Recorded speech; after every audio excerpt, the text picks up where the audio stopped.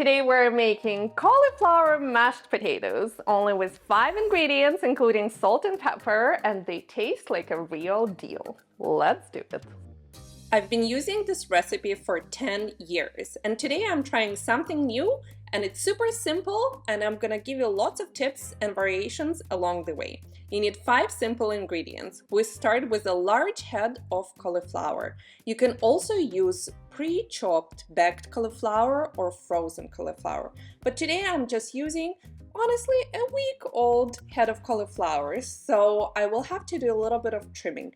Trim the leaves, and then if it has some brown dark spots, you can just cut them off. You don't have to throw and waste food. I also have a full tutorial how to easily cut a head of cauliflower, and I'm going to link to it in the video description below. So now discard the leaves, clean up your cutting board. It is a little bit messy process to chop cauliflower. First you want to cut the head in half, and then each half in another half, and then separate into florets or florets, whatever the right word is, but you don't want them too small because you don't want them to fall apart.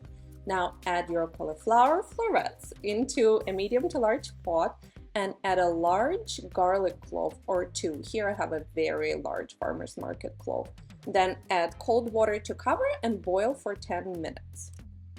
Once your cauliflower is cooked, you want to drain it in a colander and let it cool off for 20 minutes. Here I'm trying something new. For years, I have not been squeezing water out of it, but some readers said that that's what they do, and I'm going to try today and see if I like it. So I placed cooled cauliflower into a kitchen linen towel, and then I gave it a squeeze. And please note, we still have our garlic clove. Do not discard your garlic clove. It adds flavor. I honestly don't know if I'm going to like it this way, but I will try. Then you add your traditional mashed potatoes ingredients like a pat of butter, salt, and pepper. You can also add Parmesan cheese, sour cream, or Greek yogurt. Everything to taste.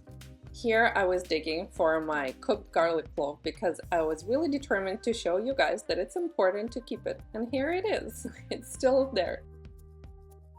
So now we're going to mash it all up. I'm using an immersion blender, and you can also use a food processor. If you don't have either, you can use a potato masher, or even someone reported that they used a tablespoon, and it's kind of gonna be like a more chunky, rustic texture, but it's okay. This drained version, it does look more like mashed potatoes, but if you keep the water, it definitely comes out a little bit more creamy, maybe a little bit too watery than traditional mashed potatoes, but that's okay. Let's see if I like it.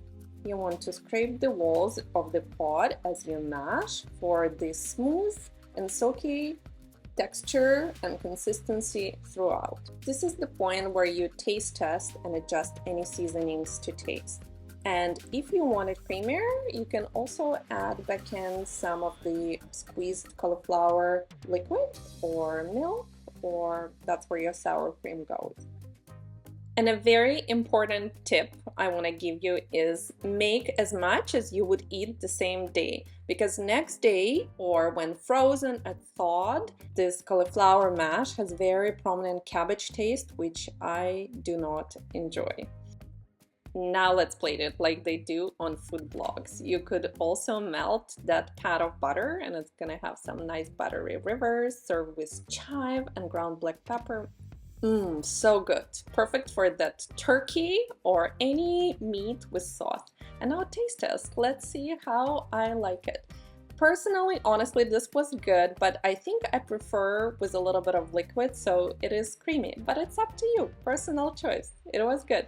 If you guys enjoyed this video and recipe, please like and share and subscribe, and see you next time.